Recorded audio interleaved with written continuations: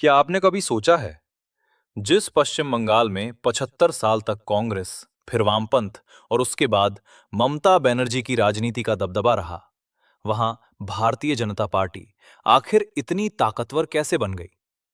एक समय ऐसा था जब बंगाल में बीजेपी का नाम लेने वाला भी मुश्किल से मिलता था।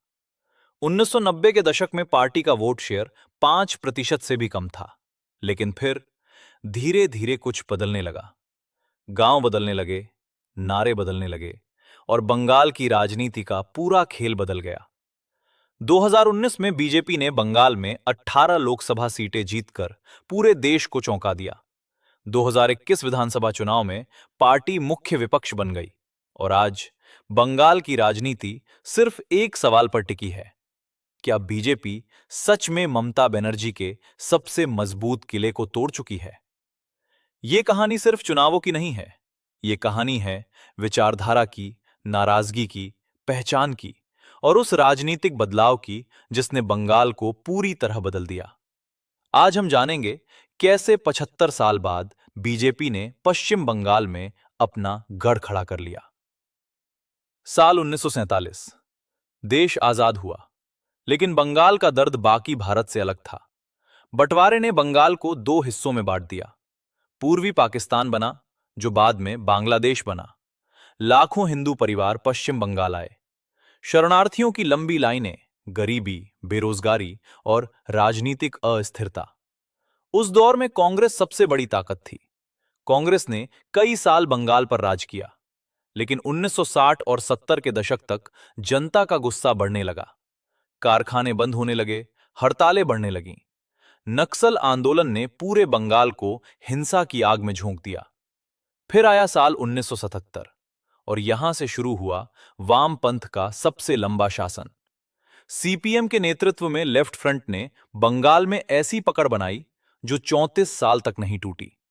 ये दुनिया के सबसे लंबे लोकतांत्रिक वामपंथी शासन में से एक था। उस समय बीजेपी बंगाल में लगभग शून्य थी। दिल्ली और उत्तर भारत में पार्टी धीरे धीरे बढ़ रही थी, लेकिन बंगाल में उसकी जमीन नहीं थी, क्योंकि बंगाल की राजनीति पूरी तरह अलग थी। यहां धर्म से ज्यादा बात होती थी वर्ग संघर्ष की। यहां हिंदुत्व नहीं, बल्कि वामपंथी विचारधारा मजबूत थी। कॉलेजों, यूनिवर्सिटीज, मजदूर यूनियनों, हर जगह लेफ्ट का प्रभाव था। लेकिन समय हमेशा एक जैसा नहीं रहता। 2000 के दशक तक बंगाल बदलने लगा। लोगों को लगने लगा कि 34 साल पुरानी सरकार अब थक चुकी है। उद्योग खत्म हो रहे थे, युवा नौकरी के लिए दूसरे राज्यों में जा रहे थे। और फिर दो घटनाओं ने बंगाल की राजनीति को हिला दिया: सिंगूर और नंदीग्राम। सिंगूर में टाटा की फैक्ट्री के लिए जमीन अधिग्रहण हुआ। नंदीग्राम में किसानों का विरोध हिंसक हो गया।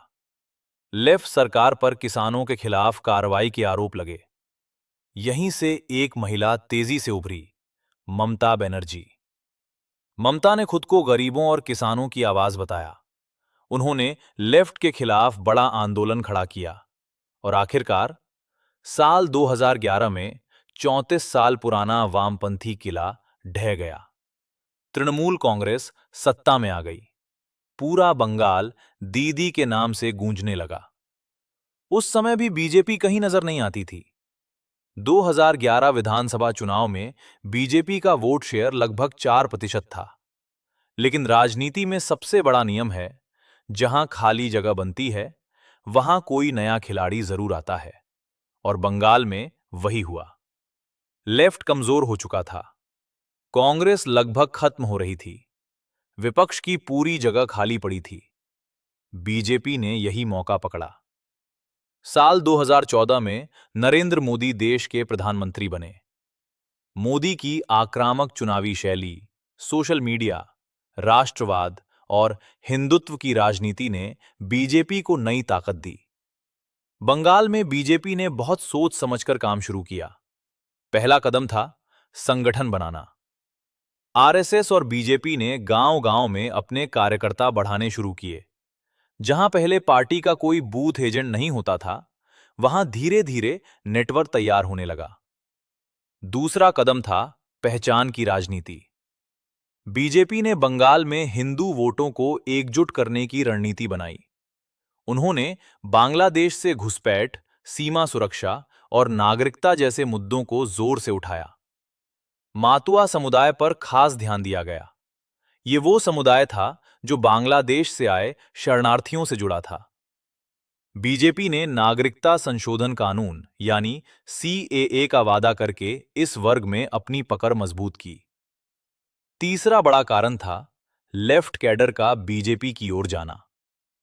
जो कार्यकर्ता पहले सीपीएम के लिए काम करते थे, उनमें से कई लोगों को लगा कि अब सिर्फ बीजेपी ही टीएमसी को चुनौती दे सकती है। धीरे धीरे बंगाल की राजनीति दो ध्रुवों में बदलने लगी। एक तरफ ममता बनर्जी और दूसरी तरफ बीजेपी। फिर आया साल 2018। पंचायत चुनावों में हिंसा और बूथ कब्जे के आरोप लगे। बीजेपी ने इसे बड़ा मुद्दा बनाया। पार्टी ने खुद को डरे हुए विपक्ष की आवाज के रूप में पेश किया। और फिर 2019 लोकसभा चुनाव ने सब कुछ बदल दिया। पूरे देश की नजर बंगाल पर थी। किसी को उम्मीद नहीं थी कि बीजेपी यहां इतना बड़ा प्रदर्शन करेगी। लेकिन नतीजे आए और बीजेपी ने 42 में से 18 सीटें जीत ली। पार्टी का वोट शेयर लगभग 40% तक पहुंच गया। यह बंगाल की राजनीति में भूकंप जैसा था। अब बीजेपी सिर्फ बाहरी पार्टी नहीं रही थी, वो मुख्य चुनौती बन चुकी थी। दिल्ली से अमित शाह और नरेंद्र मोदी ने बंगाल पर पूरा फोकस किया। बड़ी बड़ी रैलियां हुईं, जय श्री राम का नारा राजनीतिक हथियार बन गया। दूसरी तरफ ममता बनर्जी ने बीजेपी को बाहरी पार्टी बताया। उन्होंने बंगाली अस्मिता का मुद्दा उठाया, लेकिन बीजेपी लगातार जमीन मजबूत करती रही। 2021 विधानसभा चुनाव शायद बंगाल के इतिहास का सबसे हाई वोल्टेज चुनाव था। पूरा चुनाव टीएमसी बनाम बीजेपी बन चुका था। लेफ्ट और कांग्रेस लगभग गायब हो चुके थे। बीजेपी ने पूरी ताकत झोंक दी। कई बड़े टीएमसी नेता बीजेपी में शामिल हो गए। इनमें सबसे बड़ा नाम था शुभेंदु अधिकारी। वही शुभेंदु अधिकारी जिन्होंने कभी ममता बनर्जी के साथ मिलकर लेफ्ट सरकार गिराने में बड़ी भूमिका निभाई थी। नंदीग्राम सीट पर ममता बनर्जी और शुभेंदु अधिकारी आमने सामने आ गए। पूरा देश ये मुकाबला देख रहा था। आखिरकार टीएमसी चुनाव जीत गई। ममता बनर्जी लगातार तीसरी बार मुख्यमंत्री बनी। लेकिन असली कहानी सीटों के पीछे छिपी थी। बीजेपी ने 77 सीटें जीत लीं और लगभग 38% वोट हासिल किए। ये वही पार्टी थी जिसका वोट शेयर कभी 4% हुआ करता था। अब बीजेपी बंगाल की सबसे बड़ी विपक्षी ताकत बन चुकी थी। सबसे बड़ी बात यह थी कि लेफ्ट फ्रंट पहली बार विधानसभा में शून्य पर पहुंच गया, यानी बंगाल की पूरी राजनीति बदल चुकी थी। अब सवाल यह था, आखिर बीजेपी इतनी तेजी से बढ़ी कैसे? इसके कई कारण थे। पहला, हिंदू वोटों का ध्रुवीकरण। बीजेपी ने खुद को हिंदू पहचान की पार्टी के रूप में मजबूत किया। सीमा वाले इलाकों, उत्तर बंगाल और आदिवासी क्षेत्रों में पार्टी को बड़ा समर्थन मिला। दूसरा, एंटी इनकम्बेंसी। 10 साल से ज्यादा सत्ता में रहने के बाद टीएमसी सरकार पर भ्रष्टाचार और हिंसा के आरोप बढ़ने लगे। तीसरा, मजबूत केंद्रीय नेतृत्व। मोदी और अमित शाह की लोकप्रियता ने बीजेपी को राष्ट्रीय ताकत का चेहरा दिया। चौथा, संगठन। बीजेपी ने बूथ स्तर तक नेटवर्क तैयार किया। जो पार्टी पहले बंगाल में कमजोर थी, वही अब हर जिले में सक्रिय दिखाई देने लगी। पांचवा, विपक्ष का खत्म होना। लेफ्ट और कांग्रेस कमजोर होते ही की तरफ शिफ्ट होने लगे। 2024 लोकसभा चुनाव में टीएमसी ने फिर बढ़त बनाई, लेकिन बीजेपी ने भी अपनी मजबूत मौजूदगी बनाए रखी। आज बंगाल की राजनीति पूरी तरह बदल चुकी है। एक समय था जब यहां कांग्रेस बनाम लेफ्ट की लड़ाई होती थी, फिर लेफ्ट बनाम टीएमसी का दौर आया, और अब पूरा बंगाल टीएमसी बनाम बीजेपी की राजनीति में बदल चुका है। बीजेपी अभी सत्ता तक पूरी तरह नहीं पहुंची है, लेकिन उसने वो काम कर दिया जो दशकों तक असंभव माना जाता था। उसने बंगाल में अपनी स्थायी जमीन बना ली, और शायद यही इस कहानी का सबसे बड़ा सच है। क्योंकि राजनीति सिर्फ चुनाव जीतने का नाम नहीं है। राजनीति उस दिन बदलती है जब जनता ये मान लेती है कि अब मुकाबला बराबरी का है, और पश्चिम बंगाल में बीजेपी ने वही कर दिखाया।